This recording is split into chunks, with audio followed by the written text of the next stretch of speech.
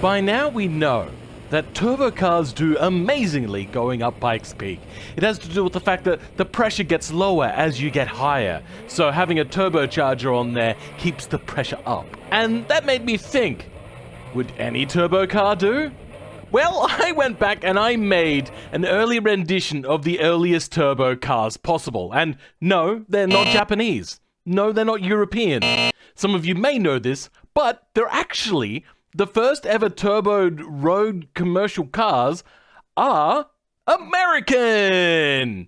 So I made what I thought was a 1962 American car. It looks like a boat, and don't worry, it handles like one too. And we're going to be taking this up Pikes Peak on a Friday bike day. A lot of these were either 6-cylinder turbos or very small turbo V8s, and that was to fit them into existing engine bays without having to do a whole bunch of extra work. So I went ahead and made myself a 3.5 liter, exactly replicating the Oldsmobile, the first ever car to make it to the road with a turbo. So we got a aluminium engine here with some very small turbos on here, straight into a blow-through carburetor. Now, I would have loved to have gone without the intercooler, but I don't know how to achieve that in this game. But if you want to have a look at the stats here, we got some really cheap and nasty pistons, but that doesn't matter as long as they go up and down and don't break. We've got a cam profile fairly high, compression ratio is what they set it to. Turbo is very small, but we needed to get this boost graph to bring in the boost as low as possible. They were getting the boost in at 2200 RPM, which meant that their maximum boost was happening about here.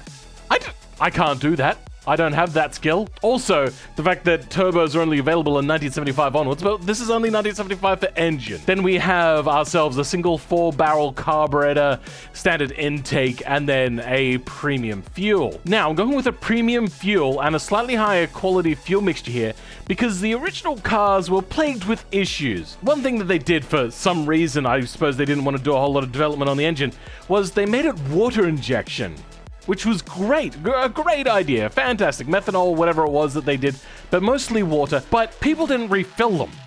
So they died. People. I swear, honestly. I mean, I suppose I do service my own vehicles and I'm not very good at that, or at least doing it regularly. Then we've got very strong mufflers here. No catalytic converter yet. We could paint the engine. Well, I can't do the engine block, so that'll have to do on its own there. Some nice looking things. Then let's give a 165.4 kilowatt engine a bit of a listen, shall we?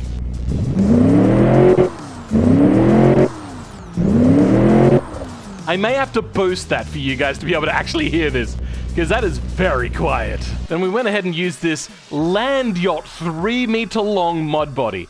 And I tell you what, I'm in love.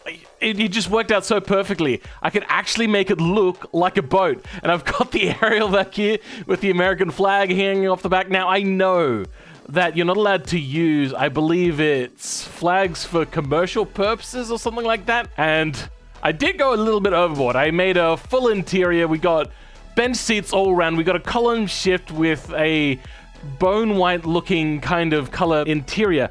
But it's not actually bone white. I would say that it's probably just your regular old Bakelite or Bakelite or whatever it is. Bakelite, I believe is what the name is, which is like early plastics, which ended up having that sort of color anyway. And I am quite happy with this. I hope that this stays this color on the inside of the roof. I'm not sure if it will.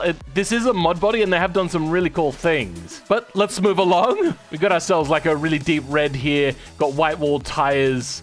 All of the like teak decking on the front and the back and the stripes down the side with turbo written on it. I'm tooting my own horn here, but I think this car is absolutely fantastic. The front is a little bit weird. I'm not sure what it's missing, but I do still like it a lot. Then we have our absolutely, completely normal 3-speed automatic. Would it really be an American car if it didn't come with an automatic? Like, I'll pop up on screen because I don't remember offhand. It's like 90-something% of vehicles in America are automatic. So I had to. I really had to. It's after World War II. Automatics were cheap and they just went out there onto the marketplace. We got some very narrow cross-ply tires. Now, yes, you can have radials, but that would have been completely unrealistic. Cars didn't start getting them until the 70s, but didn't really take off until the 80s themselves, which is when Formula One actually started to implement them. That's right, it was in the 80s when they upgraded to radials over cross-ply. Then for our brakes, oh wow, actually my brakes have changed. What did I do? I suppose this is what I have to live with.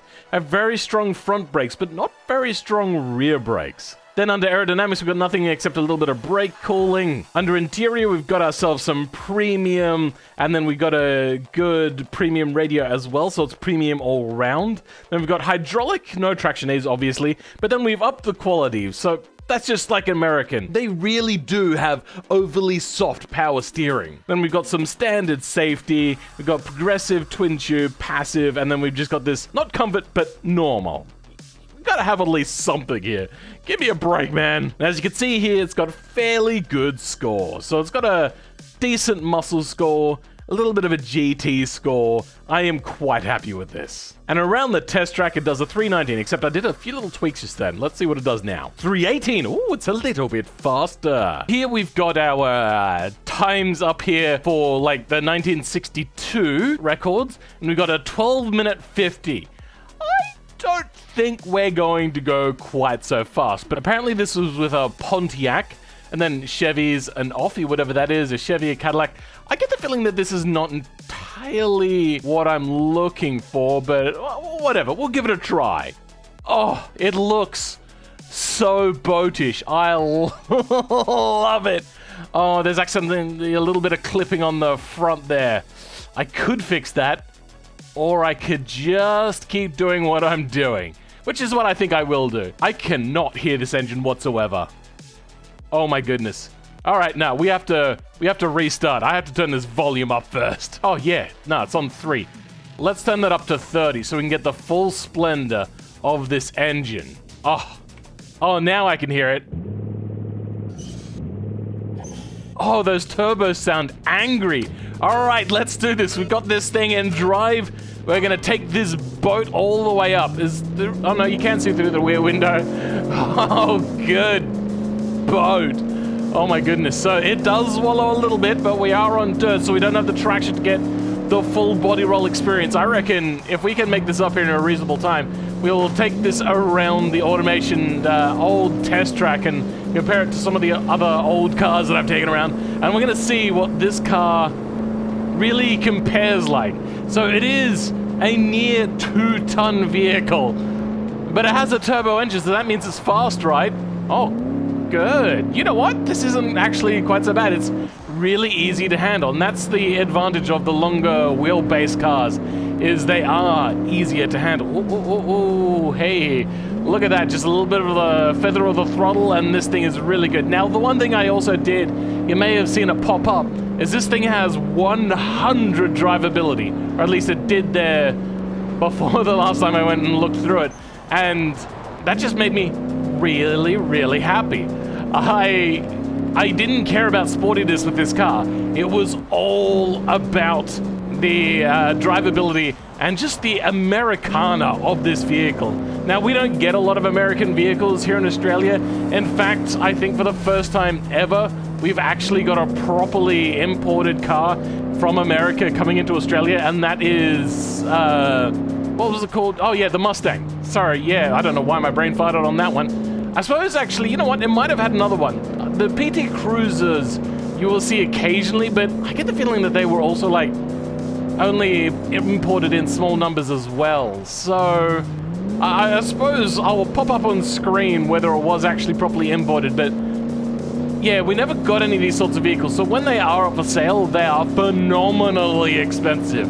We are talking out of this world. So your like shittiest Mustangs or Corvettes that go for a few $1,000s from like the 80s or 90s or whatever ones do worse, here it's still like a $30,000 car. The prices are absolutely insane. Oh, as we get really bogged down there and then we floor it on the way out, this thing is getting both tires going. It's not just a one-wheel peel here on the dirt, which is what I was expecting, but oh my goodness, it's struggling to get over 67 kilometers an hour.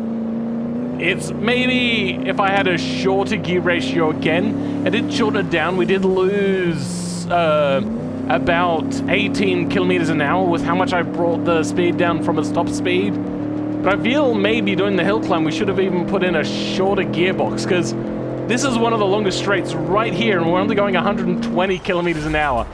And don't. Oh, luckily this thing was going so slow, otherwise that time I would have just flown right off the edge. Now, I would say also that this car is handling quite well off-road because we are using cross-plies and not radials.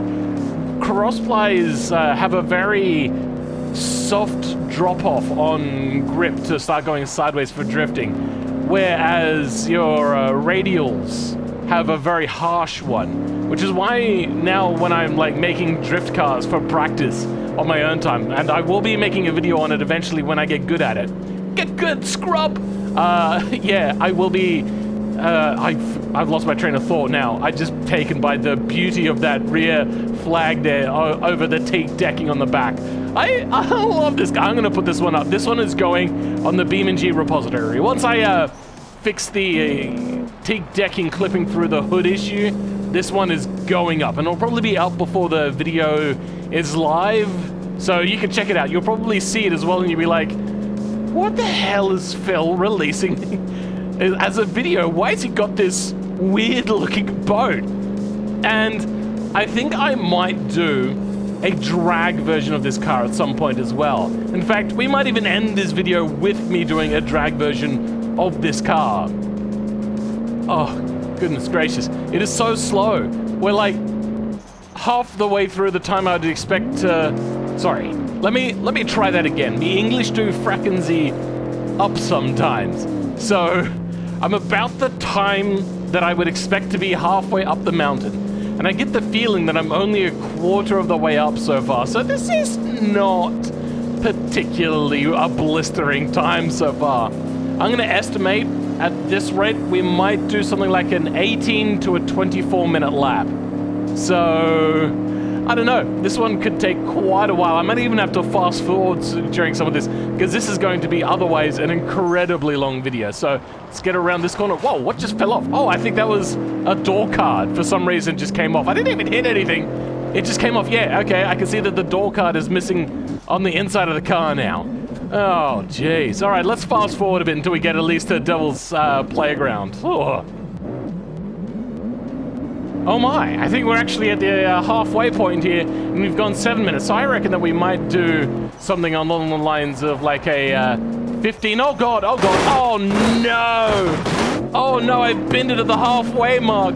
No, please no! No!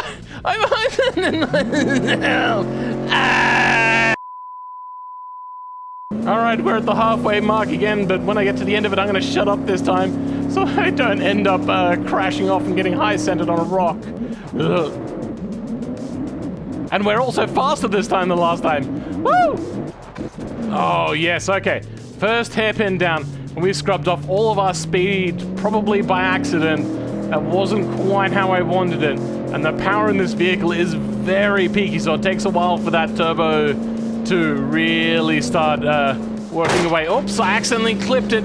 Oh no, oh no. Okay, well that's the first real bit of damage we had here. But we're up on Devil's Playground now. We're gonna try our absolute darndest. This is the part of the map which I know the absolute best. I am an absolute beast here. Or is it that I'm beastly here? I can't actually remember. It is still not a particularly easy track to do, no matter what. And try to get it into low gear now, and then floor all the way up here. Don't change it, don't change it, don't change it. Now change. Nice. Good. It's as if the car knows exactly what I wanted to do. Why do I hate automatics so much? Oh, that's right, because they're soul-crushing and make you feel as if you're driving a wet blanket. But that's fine. We're still doing pretty well with this thing. I think if I actually owned this vehicle in real life and it was this kind of drift happy and still this controllable, I would probably actually really enjoy this car. Oh god, it's so slow. It's so slow. Go faster. Get into that turbo range. There we go. That turbo lag was horrific. Now, for those of you that are going to say, well, actually, turbo vehicles were around long before the 1962 Oldsmobile and the other one that tried to do that. Yes, I know. There were truck engines that had it previously, but they were doing a very specific thing, and they were not cars. So I said, like, commercially available cars, very specifically there. And yes, before them, there were aeroplanes as well, using something along the lines of what people would consider a turbocharger. But once again, they're not cars. But I maybe do want to do something like that in a future video where I try to transplant one of those engines, because I only really found out about those today when I was researching about making this car. And oh boy, this thing is slow, but we're slowly making it up here. This isn't the worst thing in the world, though you could have fooled me probably with how slow it feels. I love this car. It's great for being a land yacht. It's exactly what you'd expect it to be. But as a sports car, it is not. And I don't understand what Oldsmobile were doing with that car. Like 160 something kilowatts, that's not a lot of power. I get the feeling that they probably made more power with and then bigger naturally aspirated engines. And I may even check that, and if they did, I'll just pop it up on screen. If I didn't, I'll just edit this part out, or I'll forget to edit this part out because I'm so bored whilst editing. Oh god, no, I missed the corner, but that's fine. We didn't hit anything. There wasn't much speed to scrub off in the first place anyway. And there we go, turbo burst power, brah. Nice. But this vehicle also would have been incredibly a whole lot heavier if I had have actually gone with a naturally aspirated engine. I could just imagine how sluggish this thing would be and how much understeer it would have. Now, I've not actually tried it out in bitumen yet, so I don't know how much understeer it has on real roads. But 1960s, there was still a lot of dirt roads anyway, so this isn't particularly unrealistic to test it out on a dirt track first. I mean, you'd probably test it out on bitumen, but you would also test on dirt, just to get the both bits. Oh, hey there. No need to give me a heart attack there, game, car, whatever. We almost had a Mahusive off, and with... Oh, shoot. Oh, no. Too much speed. Oh, I always carry too much speed into that. And we've got the bounce of the land yacht. Oh, goodness gracious. I mean, it's either the bounce of the land yacht, or would you maybe call it the bounce over the waves with the bow? Is this really as fast as it can go right now? Struggling. We're almost into power band. There we go. I think we're into power band now. And the thing is really wanting to break traction going uphill. And it's really pushing. It's pushing. Oh, yes. There we go. Okay, that's a pretty decent speed now. And, scrub off a bit of that speed coming around here. Nice. Good. I really do like the fact that it is nice and slow. So I only have to go up in, like, one try. Just ignore the first time I went around. And then I crashed it halfway. Okay, we're at 13 minutes. So, yeah, as I thought, it's not exactly halfway point, or at least if it is, it's not halfway in terms of time, as it gets really windy through Devil's Playground area. Oh, no, stay on the road, please. Ooh, that almost started to inertia its way off the edge of the road there. And I don't know what the braking point is for this hairpin, so we'll brake a little bit early. Oh, you know what? That ended up being a pretty good braking point. And then I stuffed it up anyway and scrubbed up a whole bunch of speed. But no, we're in the turbo boost range. Oh, no. Yep, there we go. Please stay in the higher gear. Nope. Oh, it doesn't know what gear to be in. Honestly, there is too much of a gap. And the 3-speed is really not great. Why didn't they have more gears? Oh my god. This thing probably really could have done with a 4-speed at the least, and a 5-speed would have been just absolutely delightful in this car. Can you imagine how much more lively this car would be if it had a good gear ratio? It just really doesn't. I want to clutch dump and just get lots of wheel spin and lots of power down to the road, but it's just bogged at the moment. Come on, 62 kilometers an hour?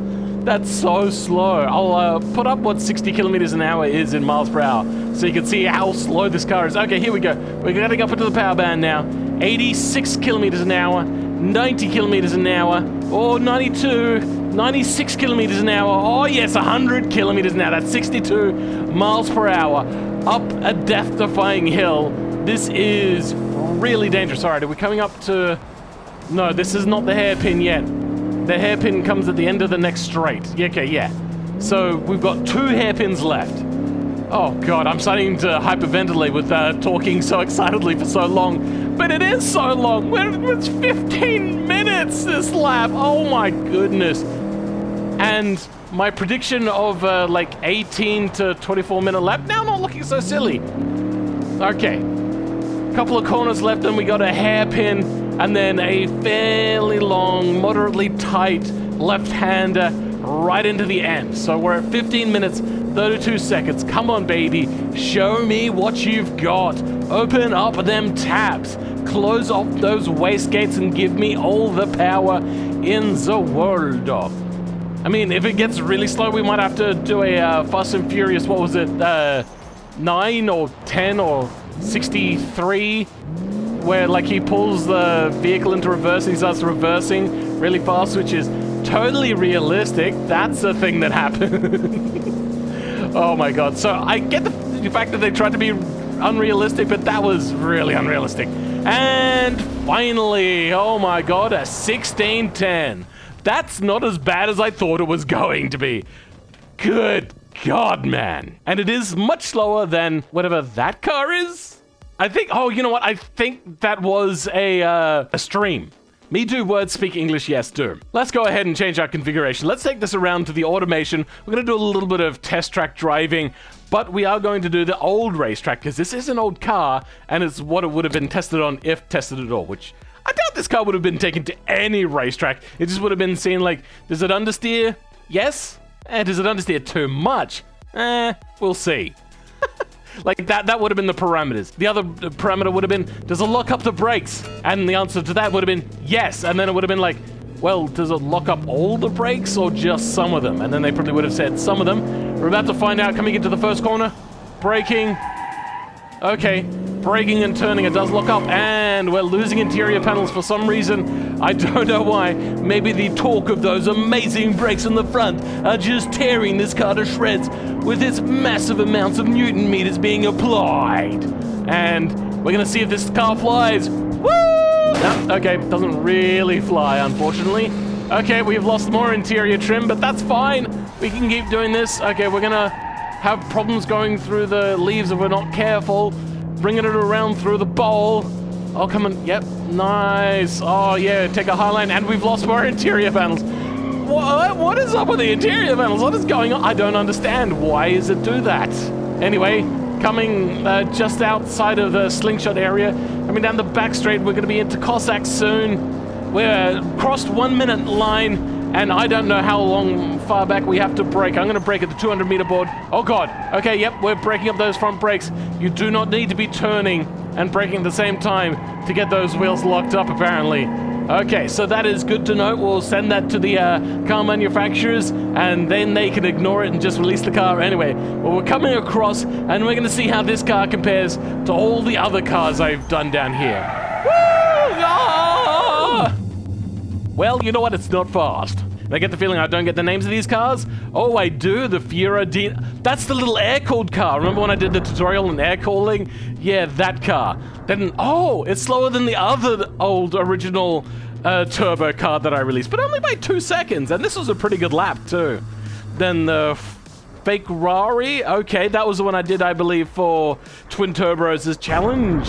The GTHO. You remember that death trap? Yeah, that car is faster than this, apparently. I didn't give you a full rundown. So this car is full Americana. In the back here, we have leaf spring, solid axle, and then we've got you can't really see it, it's not very clear, but we do actually have here a ladder chassis for added weight. I don't know, whatever it is that they want. Then, yeah, the engine. And for some reason, the developer of this car mod body, They moved the engine back a fair chunk. Really, the engine should be probably right over the axles. Let's go in and have a closer look at the interior. Now, we went with the basic dash. We've got, as I said, the Bakelite or the Bakelite interior type thing. We got a red and white two-tone interior with bench seats, front and back. Oh, don't look at that.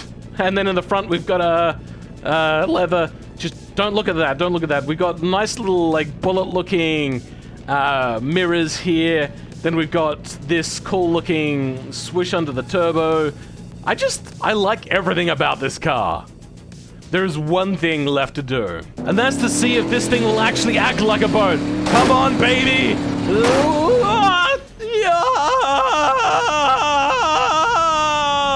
Sploosh! And, oh, well, it seems that this isn't a particularly fast or good boat. For some reason, it sinks. Like it's made out of lead, which I suppose you could say it is. It's nearly 2 tons. Good golly, Miss Molly. Now, I'm not too sure about the years, but this thing looked the closest to the sort of year. Now, I know I'm using a 70s body, but I'm pretending it's a 60s car. And they only really go between, for some reason, 70s and then straight down to 50s. I don't exactly have a 60s car. So we're going to drag race against that one. That one is a V8. And are we staged? There we go. Okay. And it has the advantage. Oh, that's unfortunate with how slow we are. But we'll see if... Oh, no, stop pulling away anymore. Are we catching up? Oh, I don't think we're catching up enough. Unfortunately, we needed a little bit of a higher stall in our torque converter. And we did a 17.7 pass. You know what? That is not the worst thing in the world. I have really enjoyed this video. I hope you guys have enjoyed this video. And I hope you guys enjoy this car when you get to drive it, if you so choose to drive it. But for now, I'll catch you next time! Bye!